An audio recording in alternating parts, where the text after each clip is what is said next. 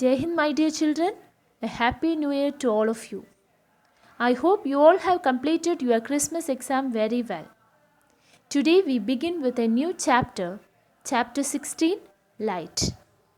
You know that light is a wonderful phenomena in nature. Light helps us to see things. We cannot imagine a world without light, isn't it? Eyes alone cannot see any object. It is only when light from an object enters our eyes that we see the object.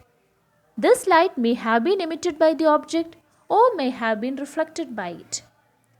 In this chapter, we shall discuss about various physical aspects of light.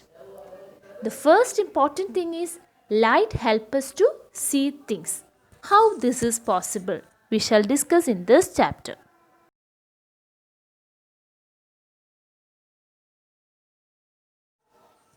One such property of light is reflection. When light rays falls on an object, the rays changes its direction. This property is called a reflection. So reflection is a property when light rays fall on an object, it changes its direction. You might have seen various examples of reflection. When you look at the mirror, you can see your image. That is also due to reflection.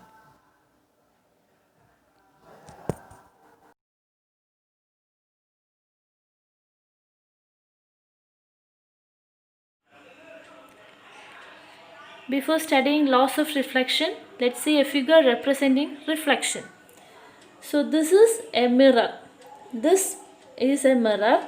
You know, a mirror has a reflecting surface and a rough surface. This is the rough surface of the mirror and this is the reflecting surface of the mirror. So this is the rough surface, this is the reflecting surface. So we usually represent mirror like this. A rough surface is shown by these lines and the polished surface is the reflecting surface. A line drawn perpendicular to the reflecting surface of the mirror is called a normal. A line drawn perpendicular to the reflecting surface of the mirror is called a normal. So this line is called the normal, which is drawn perpendicular to the reflecting side of the mirror. A ray of light striking on this mirror is called an incident ray. The ray of light striking on this mirror is called an incident ray. So incident ray we represent like this. The arrow mark should be in this direction. After reflection, this ray changes its direction and moves to another side. So this ray is called a reflected ray. The ray of light after reflection changes its direction and that ray is called a reflected ray. The angle between the incident ray and the normal is called angle of incidence I. Angle between the incident ray and the normal is called angle of incidence. We represented it as I. The angle between the normal and reflected ray is called the angle of reflection. We represent it as R. Angle between the normal and reflected ray is called the angle of reflection. We represent it as R. So this is the figure showing a reflection on a plane mirror.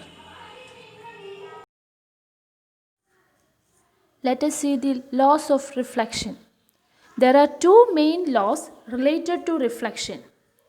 The first law states that the angle of incidence is always equal to angle of reflection.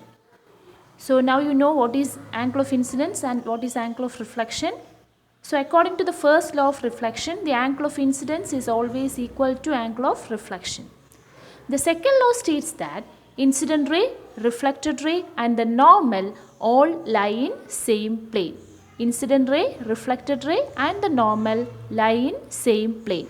These are the two important laws of reflection.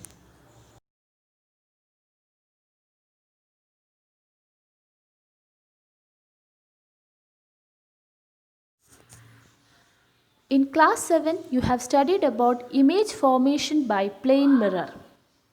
A plane mirror is a usual dressing mirror we are using. Do you remember the characteristics of plane mirror? Image formation by a plane mirror. The image formed is always erect. Erect means upright. The image is of the same size as that of the object. Both image and object are having same size. The image is laterally inverted. Lateral inversion means left side of the object appears to be right on the mirror and right side of the object appears to be left on the mirror. So the image formed by a plane mirror is laterally inverted. The image is formed as far behind the mirror as the object is in front of it. That is, the distance between the object and the mirror is same as the distance between the object and image. The image formed by a plane mirror is virtual. That is, it cannot be caught on a screen. Regular and diffused reflection. The reflection from a smooth surface like that of a mirror is called regular reflection. In regular reflection, all the incident rays and all the reflected rays are parallel. Incident rays and reflected rays are parallel in a regular reflection. In diffused reflection, the incident rays are parallel, but the reflected rays are not parallel. The diffused reflection is due to the irregularities on the reflecting surface.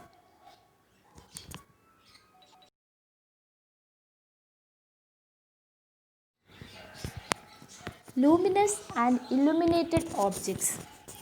The objects which give their own light are called luminous objects. Example: sun, fire, flame of a candle, etc. The objects which shine due to the light from other object is called illuminated objects. For example, moon.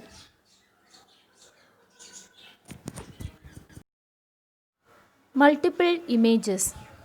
When two or more plane mirrors are used in combination, we can see so many images, and that is called multiple images. So multiple images are formed when plane mirrors are used in combination. This idea is used to make a kaleidoscope. In a kaleidoscope, multiple images are formed by mirrors placed at an angle to one another. It makes a numerous beautiful patterns. Activity 16.5 shows how to make a simple kaleidoscope. So kaleidoscope can make multiple images due to multiple reflection by a combination of mirrors.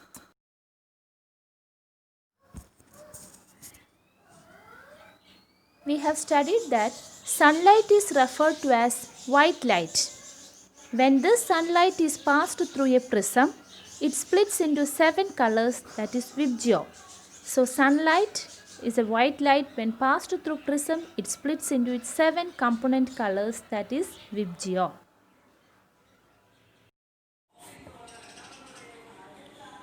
This is the structure of human eye. The outer white part, the white color transparent outer part of the eye is called cornea. Cornea protects our eye. So the outer part of our eye is called cornea. At the center of the cornea, there is a dark muscular structure called iris. At the center of the cornea, this dark circular structure is called iris. At the middle of the iris, there is a black spot. This is called pupil. So this whiter part is called cornea. This dark muscular part is called iris. And at the middle of this iris, there is a dark spot called pupil. The size of the pupil is controlled by the iris. The iris is that part of the eye which gives distinctive color. That is, if we say that a person has green eyes, that is the color of the iris. So iris gives distinct color. The iris also controls the amount of light entering into the eye. The iris controls amount of light entering into the eye. So this is the outer part. Outer part consists of cornea, iris and pupil. Cornea, iris, pupil. Iris controls the amount of light entering into the eye. Now, behind the iris, eyelets are present. You know, eyelets are convex in nature, which is thicker at the middle. So behind the iris, eyelets are present.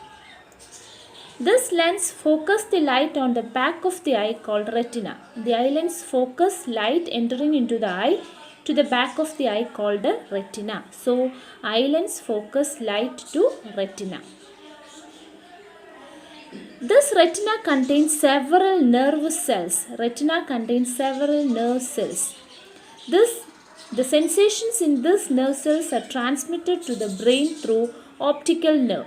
So eye lens focus light to retina. Retina consists of several cells. These cells, the sensations in these cells are transmitted to brain through optic nerve. There are two kinds of cells, cone cells and rod cells. Cone cells are sensitive to bright light, whereas rod cells are sensitive to dim light. Cone cells sense color. We are able to see, or we are able to distinguish different colors due to these cone cells.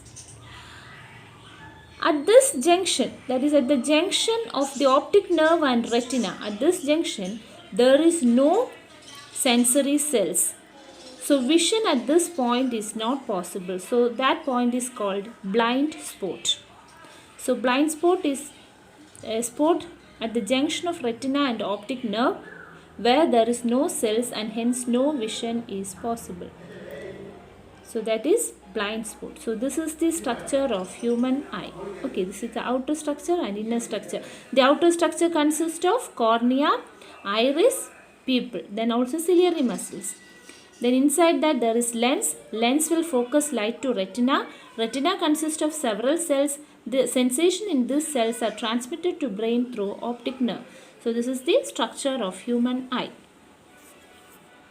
The human eye. Eye is one of the most wonderful and perfect optical instruments.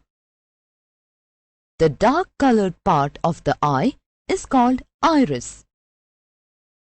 The iris has a small opening called pupil.